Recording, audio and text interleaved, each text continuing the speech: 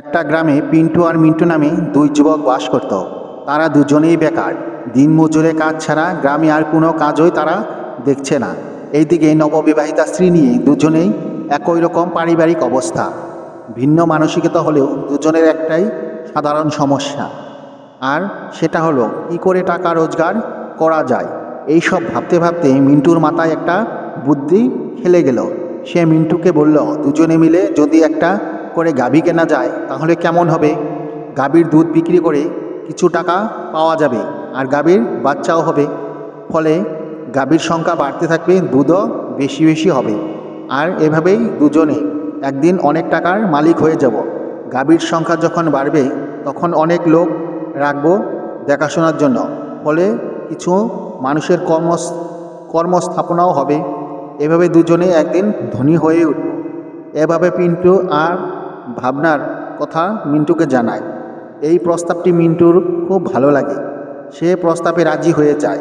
তারা দুজনে কথা পাকা করে ফেলে। খুব আনন্দ হয়ে উদ্দীপনা নিয়ে দুজনে বাড়ি যায়।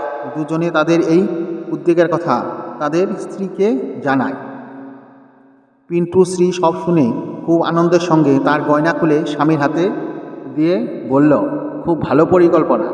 আমার গয়না বিক্রি করে গাবি কেন, যখন বেশি বেশি রোজগার হবে গয়না কিনতে আর কতক্ষণ। স্ত্রীর কথায় গর্বিত হয় পিন্টু। এদিকে মিন্টু তার পরিকল্পনার কথা স্ত্রীকে জানালে তার স্ত্রী বলে, দেখো, একে তো আমাদের কিছু নেই, খালি কয়েকটা মাত্র গহনা সম্বল, আর তা বিক্রি করে গাবি কিনলে, কিন্তু যদি গাবিটি মরে যায় তখন কি হবে। মিন্টুর মনেও খটকা লাগলো। মনে হয় তার স্ত্রী ঠিকই বলেছে, কারণ গাবি যদি মরে যায় একমাত্র সম্বল গয়না কাটিও যাবে, গাবিও যাবে। এত ঝুঁকি নেওয়া উচিত হবে না। পরের দিন দুই বন্ধুর দেখা হলে মিন্টু বলে, ভাই পিন্টু, গাবি যদি মরে তাহলে। পিন্টু তখন বলল, এত নেগেটিভ চিন্তা করছিস কেন? কেনার আগেই গাভীর মরার কথা ভাবছিস, আর গাভীর কোন কারণেই বা মরতে যাবে। মিন্টু এক সুরে হতাশ জবাব দেয়, তা তো বুঝলাম যে গাভী মরবে না, কিন্তু ধর যদি মরে তাহলে কি হবে। পিন্টু অত্যন্ত স্নেহভরে জবাব দেয়, তোর তাহলে জবাব আমার কাছে নেই। মিন্টু বলে, এই তাহলের জবাব আমার কাছে আছে। আমরা বরবাদ হয়ে যাব, সব হারিয়ে নিঃসঙ্গ হয়ে যাব। অত্যন্ত বেদনাহত হয়ে পিন্টু বলে, কিন্তু তুই কেন বারবার ভাবছিস যে গাভীটা মরে যাবে? একটু অন্যভাবে ভেবে দেখ। গাভীটা দুধ দেবে, আমরা বিক্রি করব, প্রথমে পয়সাগুলো জমাবো, তারপর আরও গাভী কিনবো, অনেক পয়সা হবে। তখন অনেক গয়না কেনা যাবে, বাড়িও বানানো যাবে। এভাবে দুধের বড় ব্যবসায়ী হয়ে উঠব দুজনে।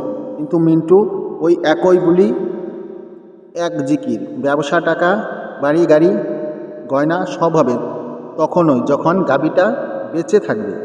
এরপর অনেক বোঝানোর পরেও মিন্টু তোতা পাখির মতো বলতে থাকে, গাভী মারা যাবে। পিন্টু আর বোঝাতে পারে না, শুধু বলে, দেখ মিন্টু, এরকম ভাবলে তুই কোনোদিনও কোনো কাজ করতে পারবি না।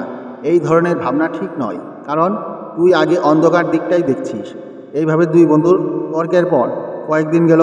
পিন্টু একাই একটা দুগ্ধবর্তী গাভী কিনে ফেলল। সে এখন আর দিন মজুরে কাজে যায় না। সকাল থেকে সন্ধ্যা গাভীর দেখাশোনা করে, দুধ দয়। প্রথমে কিছুদিন দুধের গ্রাহক খুঁজতে, গাভীর পরিচর্যা করতে কষ্ট হয়েছিল। ধীরে ধীরে পিন্টু এই কাজগুলোতে দক্ষ হয়ে উঠতে লাগলো, আর দিনমজুরে কাজেও শেষে মিন্টু রোজ তার কাছে আসতো, আর পিন্টুর সংঘর্ষ করার পরিশ্রমের বিষয়টি দেখত, আর ভাবত তাদের দিনমজুরের জীবন কত ভালো ছিল। রোজ সকালে কাজ যেত, আর বিকেলে ফিরে এসে সন্ধ্যায় কাজ কর্মহীন আড্ডা দিতে পারত। এখন পিন্টুর জীবনে আড্ডা দেওয়ার অবসর নেই। আর তার উপর এত ঝুঁকি নিয়ে কেন যে গাভী কিনল, যদি মরেই যায় তবে সবই যাবে। আর ওইদিকে কালো গাভীর মধ্যেই জীবনের আলো দেখতে পায় পিন্টু। সে দ্বিগুণ উৎসাহে কাজ করতে লাগলো। এটা ঠিক যে তার কাছে এখন অবসর নেই, কিন্তু সুন্দর ভবিষ্যতের পরিকল্পনা সময় নষ্ট করতে সে রাজি নয়। এইভাবে দিন যায়। আস্তে আস্তে তার গ্রাহক বাড়তে থাকে, গাভী বাড়তে থাকে, কাজের লোকও বাড়তে থাকে। গাভী ও তার মরেনি। অন্যদিকে মিন্টু গাভী মরার কথা ভাবে আর এইভাবে দিন মজুরে কাজ করে যায়। এদিকে পিন্টু ধীরে ধীরে ধনী হতে থাকে ক্রমশ। তো বন্ধুরা, এই গল্পের ভিতরে বিষয়টি যদি আমরা বুঝতে পারি তাহলে আমাদের জীবনে পদক্ষেপ নেবার শিক্ষাটি অর্জন করতে পারব। তো বন্ধুরা, আমরা এই ভিডিও থেকে শিখলাম যে কিন্তু যদি তবে ইত্যাদি জালে আটকে পড়তে নেই। নেতিবাচক ভাবনা কখনোই মাথায় আনতে নেই। No risk no gain. ঝুঁকি নিতে পারলেই জীবনে সাফল্য আসবে। তো বন্ধুরা, আজকের ভিডিওটি এ পর্যন্তই। ভিডিওটি যদি ভালো লাগে তবে একটি লাইক দিবেন এবং চ্যানেলটি সাবস্ক্রাইব করে বেল আইকনটি প্রেস করে পাশে থাকবেন এবং আপনাদের প্রিয়জনদের সাথে ভিডিওটি শেয়ার করবেন যাতে তারাও দেখে উপকৃত হতে পারে। তো আজকের ভিডিওটি এ পর্যন্তই। ধন্যবাদ। ভালো থাকুন, সুস্থ থাকুন।